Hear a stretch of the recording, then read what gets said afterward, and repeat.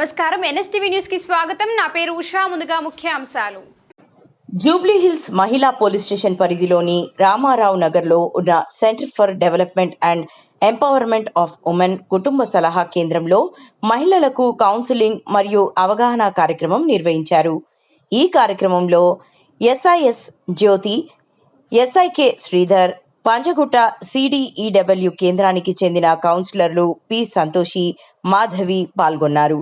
ఈ సందర్భంగా కుటుంబ కలహాలు, దాంపత్య సమస్యలు, పరస్పర అవగాహన, చట్టపరమైన మార్గదర్శకాల ద్వారా సామరస్యంగా పరిష్కరించుకోవాలని మహిళలకు సూచించారు. మహిళల హక్కులు, కుటుంబ సలహా కేంద్రాల సేవలు, గృహహింస నిరోధక చట్టాలు, మహిళలకు అందుబాటులో ఉన్న రక్షణ చర్యలపై అవగాహన కల్పించారు. మీ సమస్యలని చెప్పుకోండి, మా దగ్గర నుంచే ఇంటికి పంపిస్తాం. చాలా ఒక 100 కేసులలో 70 కేసుల దాకా నేను వచ్చిన దాకా చేశాను. మా దగ్గర నుంచి ఎంచిపోయాయి. ఇక తప్పదు, బాగా హింస పెట్టండి, సిగరెట్ కాస్తాను, వాటి మైండ్ సెట్ బాగలేదు అన్న వాటికి మేము ఎఫ్ఐఆర్ చేస్తాం, దాంతో అరెస్ట్ చేస్తాము. ఎక్కడెక్కడ వేరే ఫారెన్ వాళ్ళు కూడా ఇక్కడ ఉంటారు. ఇక్కడ అమ్మాయి ఫారెన్లో భర్త, బట్ మ్యారేజ్ చేసుకుంటూ వెళ్ళిపోతాం. ఇక వాడు అక్కడ ఉంటాడు, రాడు. మరి కాపురం చేసేది ఏంటి? డబ్బుల కోసం కాదుగా. దాంట్లో కూడా మేము చూస్తాం, ఇక బాబు నువ్వు చేసుకున్నావు, అయిపోయింది, ఇక అమ్మాయి నీకు ఉండలేదు నీతో అని ఆమె ఇంకా వేరే చేసుకుంటాం. భరణం ఇస్తాం, ఏం ఇస్తాం, కూర్చోబెడతాం, మాట్లాడతాం, ఎలాంటి వాళ్ళని పిలుస్తాం. మొన్న యూకే వాళ్ళని కూడా పిలిచాము, మాట్లాడడం కౌన్సిలింగ్ చేస్తాం, సెటిల్ అయిపోయి. మీరు మాత్రానికి ఏదో పొజిషన్ వచ్చిన సుప్రీంకోర్టు వచ్చిన జెన్యూన్ కేసులు తక్కువ అవుతున్నాయి, నాన్ జెన్యూన్ కేసులు ఎక్కువ దాని మీద పెట్టారు. మీరు ఎవరి మీద పెట్టాలంటే మీ భర్త మీద, భార్య మీద, అత్త మీద మొదటి హక్కు ఉంటుంది. వాళ్ళు హింస పెట్టారు. ఎక్కడో అమెరికా ఉన్నాడు, ఉత్తరాలు వేస్తాను, ఫైనల్ వేస్తాను, అవి తగ్గిపోయాయి. రాను వాటి మీద అయితే పెట్టండి. మేము అది మీ ఎంక్వైరీ చేస్తాం, మా మీద వాళ్ళు ఎంక్వైరీ చేస్తాం. మళ్ళీ మీ అంతా ఫైనల్ అయినా మా పై ఆఫీసర్లు ఇన్స్పెక్టర్ సార్ ఆయన ఎంక్వైరీ చేస్తారు. అప్పుడు దానికి ఫైనల్ అయినాక అప్పుడు ఎఫ్ఐఆర్ పోతాం. మీ గవర్నమెంట్ మేము వచ్చిన ఉద్దేశం ఏంటంటే మీ 10 మంది చెప్తే ఎక్కువ మంది, చాలామంది చెప్తారు, అదే ఉద్దేశంతో తీసుకుంటాం. నెక్స్ట్ టైం ఇంకా ఎఫెక్టివ్ ఉండేటట్టు చెప్తాము. మీరు ఎవరు కూడా కొట్టుకొని ఇంట్లో ఉండకండి, రాండి. ఒక్కసారి కొట్టుకున్నాం మా దగ్గర రాండి, బస్సు దగ్గరికి వెళ్ళండి, ఎక్కడికైనా వెళ్ళండి, కానీ రాజీ పడి కాపురం చేయండి. కానీ ఇంపార్టెంట్ ఉండేది, ఇప్పటి నుండి ఓటాకు ఇంపార్టెంట్ ఉంటుంది. కాబట్టి ప్రతి ఒక్క పౌరుడు ఓటాకు కలిగిన వాళ్ళు, మన ఇండియన్స్ ఓటాకు నమోదు చేసుకోవాలి. తెలిసిన వాళ్ళకి కూడా ఫామ్స్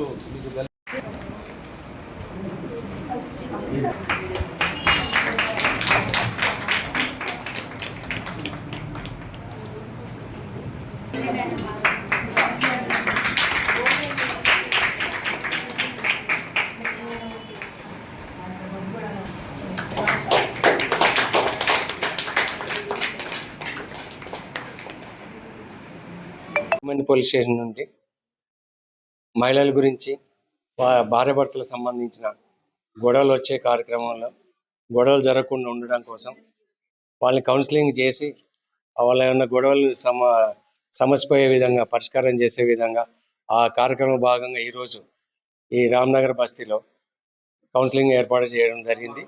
ఈ జూబ్లీహిల్స్ పోలీస్ స్టేషన్కి సంబంధించిన ఎక్కడ ఏరియా అంటే ఫిలిం నగర్ నివసించే ప్రజలు కానీ, జూబ్లీహిల్స్ పోలీస్ స్టేషన్ నివసించే ప్రజలు కానీ, బంజారాహిల్స్ పోలీస్ స్టేషన్ ఏరియాలో నివసించే ప్రజలు కానీ, బోరబండ పోలీస్ స్టేషన్ ఏరియాలో నివసించే ప్రజలు కానీ, ఎస్ఆర్ నగర్ ఏరియాలో నివసించే ప్రజలు కానీ, మధురా నగర్ పోలీస్ స్టేషన్ ఏరియాలో నివసించే ప్రజలు కానీ, మరియు అదేవిధంగా సనత్ నగర్ పోలీస్ స్టేషన్ ఏరియాలో నివసించే ప్రజలందరూ కూడా ఈ యొక్క జూబ్లీహిల్స్ ఉమెన్ పోలీస్ స్టేషన్ పరిధిలో వస్తారు. మీ యొక్క భార్యాభర్తలకు సంబంధించిన ఏమైనా ఉంటే ముందుగా కౌన్సిలింగ్ ఏర్పాటు చేస్తాము. ఎఫ్ఐఆర్ కన్నా ముందే 2-3 సార్లు కౌన్సిలింగ్ చేస్తాము. 3 సిట్టింగ్లు పెడతాము. 3 సిట్టింగ్లు కాని పక్షంలో పంజాగుట్ట పోలీస్ స్టేషన్ నందు కౌన్సిలింగ్ సెంటర్ ఉంటుంది, అక్కడికి ఫార్వర్డ్ చేస్తాము.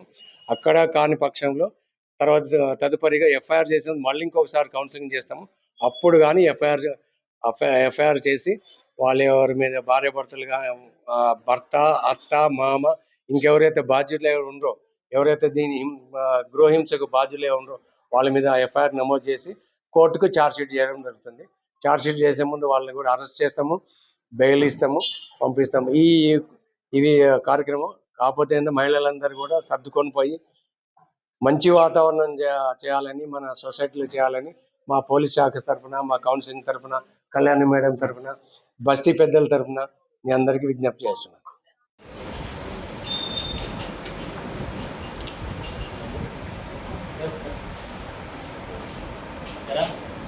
సంబంధించింది 112 ఉపయోగించుకోండి, 100 ఉపయోగించుకోండి, 1030 ఉపయోగించుకోండి, 1930 ఉంటుంది.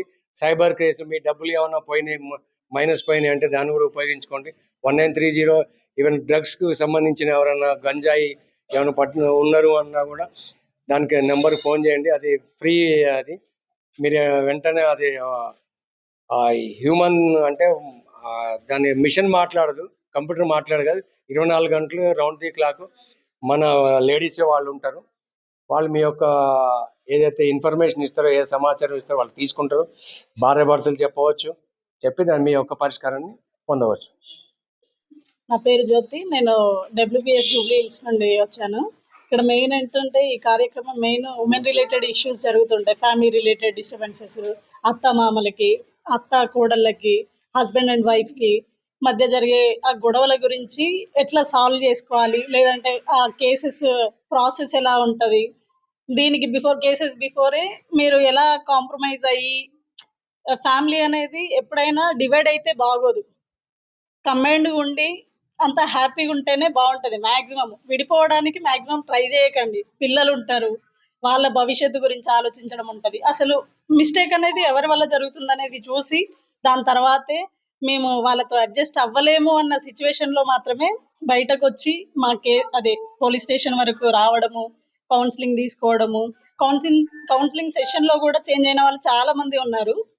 కాబట్టి మ్యాక్సిమం చేంజ్ చేసుకోవడానికి ట్రై చేయండి. ఇట్లా మెయిన్ ఏంటంటే ఈ ఫ్యూచర్ జనరేషన్ కానీ ఇప్పుడు ప్రజెంట్ జరిగే సిచ్యువేషన్స్ కానీ ఏమవుతున్నాయంటే అక్రమ సంబంధాల వల్ల ఈ ప్రాబ్లమ్స్ ఎక్కువ అవుతున్నాయి. అవి ఎందువల్ల అవుతున్నాయి, మన వల్ల ఏం హస్బెండ్కి సపోర్ట్ ఉండట్లేదా, లేకపోతే మన వల్ల ఏం లోటు జరుగుతుంది అనేది మెయిన్గా మీరు గుర్తుంచుకొని అసలు దేనివల్ల ఇతను పక్కదారులు పడుతున్నాడు అనేది చూసుకుంటే మీ ఫ్యామిలీ బాగుంటుంది, మీ ఇంట్లో వాతావరణం బాగుంటుంది, పిల్లలు బాగుంటారు, వాళ్ళ ఫ్యూచర్ జనరేషన్ కూడా బాగుంటుంది. ఇది ఒకటి చూసుకోండి. అనేసి మనం అడగంగానే మన బస్తీ పెద్దలు అందరూ మనకి ఇచ్చారు. కాబట్టి ఎవరైనా ఇప్పుడు ఇలా పెద్దవాళ్ళు గవర్నమెంట్ తరఫున వచ్చారు, మనకి ఏదైనా సపోర్ట్ చేయడం గురించి వస్తున్నారు అని అర్థం చేసుకొని మీరు మీ ఫ్రెండ్స్కి అందరికీ చెప్పి, అంటే ప్రతి బ్యాచ్లో అందరు ఫ్రెండ్స్ ఉంటారు కాబట్టి లేదు వీళ్ళు వచ్చారు అనేసి అంటే మన కోసమే వచ్చారు కాబట్టి మనకి ఏదైనా ఇన్ఫర్మేషన్ వస్తుంది, మన మంచి కోసమే వస్తున్నారు అనేసి ఒకరికొకరు చెప్పుకొని మన దగ్గర 100 మంది తీసుకున్నారు కానీ వచ్చిన వాళ్ళు 20 మంది అయిపోయాము కదా. అలా ఇప్పుడు సార్ వాళ్ళు మన కోసమే వచ్చారు. ఇప్పుడు మనకి ఏం ప్రాబ్లం లేకపోవచ్చు, మనం ఇంట్లో వాళ్ళకి ఎవరికైనా కానీ మన చుట్టాలకి అలా ప్రాబ్లం లేదు వాళ్ళకైనా మనం హెల్ప్ చేసినట్టు అవుతుంది కదా. మనం సెంటర్ పెట్టుకుంది లేడీస్కి మనం సపోర్ట్ చేసుకోవాలి, అందరూ కలిసి ఏదైనా కొద్దిగా ముందుకు వెళ్ళాలి, మన కాళ్ళ మీద మనం నిలబడాలి అని ఒక దాని మీద మనం సెంటర్ పెట్టి మనం ఏదైనా ముందుకు వెళ్ళాలి ట్రై చేస్తాం. కాబట్టి ఏదైనా ఇలాంటివి అట్లీస్ట్ గవర్నమెంట్ తరఫు నుంచి వచ్చినప్పుడు అన్నా కానీ మనము కరెక్ట్గా స్పందించామనుకోండి, అప్పుడు వచ్చిన వాళ్ళకు కూడా అదే ఇంతమంది ఆడవాళ్ళు కలిసికట్టుగా ఉన్నారు అని ఒక మంచి వైబ్ ఒకటి వస్తుంది వాళ్ళకి. కాబట్టి ఇప్పుడు మీరు వచ్చారు, మీ బ్యాచెస్లో ఉన్న మీ ఫ్రెండ్స్ వీళ్ళందరికీ కూడా మీరు చెప్పండి, ఇలాంటి ఏమైనా కార్యక్రమాలు ఉన్నప్పుడు తప్పకుండా వెళ్దాము వద్దాము. ఇప్పుడు మనకే ప్రాబ్లం లేకపోవచ్చు, ప్రాబ్లం రాగానే మనకి ఎవరేం చెప్పరు, మనం ఎవరెక్కడికి వెళ్ళాలో కూడా మనకి ఏం తెలియదు. మన ప్రాబ్లమ్ని మనం సాల్వ్ చేసుకోవడానికి మనకి ఏదో ఒక ఇన్ఫర్మేషన్ ఉంటే వెంటనే ఇప్పుడు ఏమి సడన్గా మీరు ఊరుకుంటే పోలీస్ స్టేషన్లలో ఎవరు చెప్పట్లేదు, సడన్గా కూడా ఏం చెప్పట్లేదు. ఏంటి అంటే మనల్ని మనము రక్షించుకునే పొజిషన్లో వచ్చింది అనుకోండి, ఇంజనీరు బయటికి వెళ్ళకపోతే నేను బతకలేను అనే పొజిషన్ వచ్చినప్పుడు మనం సేఫ్ గార్డ్ చేసుకోవడానికి ఇలాంటి సెంటర్స్ ఉన్నాయి. తర్వాత మనం ఒకసారి మనల్ని నిలదొక్కున్న తర్వాత మళ్ళీ ఎలాగో వీళ్ళు కౌన్సిలింగ్ ద్వారా మనం సెట్ అయిపోతాం. కానీ నేను ఇక్కడ ఉంటే బతకలేను, పారిపోవాలి అనే ఒక పొజిషన్ ఎవరికైనా వచ్చిందనుకోండి, ఇంకా అది ఎవరికైనా మీకు తెలిసిన వాళ్ళు అలాంటి పొజిషన్లో ఇలాంటి ఒకటి ఉంది. గవర్నమెంట్ ఏం చేస్తుంది మనం తెలుసుకోకుండా ఏం చేస్తుంది అనుకోండి. మనం తెలుసుకోవడానికి వీళ్ళు వచ్చి మనకి వాళ్ళ దగ్గరికి వచ్చి మన ఇళ్ళ దగ్గరికి వచ్చి మనకి చెప్తున్నప్పుడు నేర్చుకొని తెలుసుకొని మనల్ని మనము మన పిల్లల్ని మనము మన ఫ్యామిలీని మనం ఎలా సపోర్ట్ చేయాలి అనేది మనము ఫస్ట్ ఇది కాదు అసలు. అసలు కౌన్సిలింగ్ అంటే ఏంటి? జనరల్గా మన ఇంట్లో కౌన్సిలింగ్ ఏం చేస్తారంటే మనకి బాధ వస్తే ఫస్ట్ మనం ఫోన్ ఎవరు చేస్తాం? అమ్మకి చేయాల్సిందే. అమ్మ ఇదంతా జరిగింది. సో కొన్నిసార్లు వాళ్ళకు కూడా చెప్పలేదేమో మన సమస్య. అవునా? ఇంటింటికి ఒక సమస్య ఉంటుంది, మనిషికి ఒక్కొక్క సమస్య. అది నిజంగా మనం అనుకుంటే మనమే తీర్చగలము. అవునా? సో మన సిడిడబ్ల్యూ సెంటర్ ఏదైతే ఉందో ఈ సెంటర్ పరిధిలోకి విమెన్ పిఎస్ని అటాచ్ చేయడం జరిగింది. విమెన్ పిఎస్ నుంచి మనకి కేసెస్ వస్తాయి. Borabanda, like Jubilee hills, Banjara hills, ఇంకా మనకి సనత్ నగర్, మధుర నగర్, ఎస్ఆర్ నగర్, ఇంకా పంచగుట్ట. గొడవల్లో జనరల్గా డొమెస్టిక్ వైలెన్స్ ఏదైతే దీంట్లో ఉన్నదో దానిలో ఒక సర్కిల్ లాగా ఉంటుంది. అంటే నా భర్త కొట్టాడు, పర్వాలేదు మేడం, ఒకసారి కానీ కొట్టాడు, ఒక చంపు మీద ఏం కాదులేదు, మళ్ళీ కాంప్రమైజ్ అయిపోతారు, మళ్ళీ వైలెన్స్ స్టార్ట్ అవుతుంది, మళ్ళీ చివరి వరకు అలా ఒక సర్కిల్ అనమాట. బయట ఉండదు రిలేషన్షిప్ అనేది. తిట్టాడు మేడం, పర్వాలేదు ఏం కాలేదు మేడం, నా హస్బెండ్ కదా. కొట్టాడమ్మా, పర్లేదు మేడం, అందరూ కొడతారు కదా, ఇంకొంచెం తక్కువనే కొట్టాడులేండి. సో దీనికి ఒకటే దెబ్బతో ఆగిపోతే రెండో దెబ్బ పడదు. ఒకటే తిట్టుతో మీరు ఆపగలిగితే ఇంకో తిట్టు పడదు. ఓకే, మిమ్మల్ని ఏమీ కూడా కొంచెం రెబెల్లాగా తయారు. మనిషి ఎప్పటికొకలాగే ఉండాలి, ఉండేలా మనమే చేయాలి. ఓకే, సో మన సెంటర్లో ప్రాసెస్ ఎట్లా ఉంటుందంటే ఇది మీరు చూసినట్లయితే ఫస్ట్ విమెన్ పోలీసులు హెరాస్మెంట్ చేయడము, సెక్షువల్ హెరాస్మెంట్ అనేది బయట కూడా చెప్పాలన్నప్పుడు ఇంటారు కదా. సో ఆ విషయంలో కూడా చాలా ఇబ్బందులు జరుగుతుంటాయి. చెప్పుకుండా చేయదు, మనం చేయాలి. ఓకే, సో పంపించే కేసెస్ మాకు వస్తాయి. ఫస్ట్ మిమ్మల్ని కూర్చోబెట్టి మీ హెరాస్మెంట్ ఏదైతే జరిగిందో financial harassment for the very so రావాలి. జూబ్లీస్ నివసించే భార్య భర్తలు, అట్లే బంజారా హిల్స్లో నివసించే భార్య భర్తలు, బోరబండ పోలీస్ స్టేషన్ పరిధిలో నివసించే భార్య భర్తలు, సనత్ నగర్ పోలీస్ స్టేషన్లో నివసించే భార్య భర్తలు మరియు ఎస్ఆర్ నగర్ ఏరియాలో నివసించే భార్య భర్తలు అందరికీ కూడా ఇక్కడ కౌన్సిలింగ్ జరుగుతుంది. వాటన్నిటికీ కూడా మా పోలీస్ స్టేషన్లో ముందు మేము ప్రిలిమినరీగా ముందస్తుగా మీ యొక్క ఇచ్చిన పిటిషన్ వెరిఫై చేసుకొని నమోదు చేసుకొని వీళ్ళకి ట్రాన్స్ఫర్ చేస్తాము. వీళ్ళు మళ్ళీ కౌన్సిలింగ్ చేస్తారు. మొట్టమొదటిసారి మా దగ్గర కాకపోతే వాళ్ళ దగ్గర అయితే వాళ్ళ దగ్గర నుంచి మళ్ళీ మాకు ఇస్తారు. ఇచ్చిన తర్వాత ఎట్లా చేయాలి, దాన్ని ఇచ్చిపుచ్చి కూడా ఉన్నాయి అనుకోండి, ఎక్కువ కట్నం ఇవ్వచ్చు, డబ్బులు ఇచ్చిన ఇంకా ఒకటే గుర్తు పెట్టుకోవాలి, పెళ్ళికే ఖర్చులు అవి కూడా రిటర్న్ రావాలి. అవన్నీ గురించి మన సంతోష్ గారు మాట్లాడారు.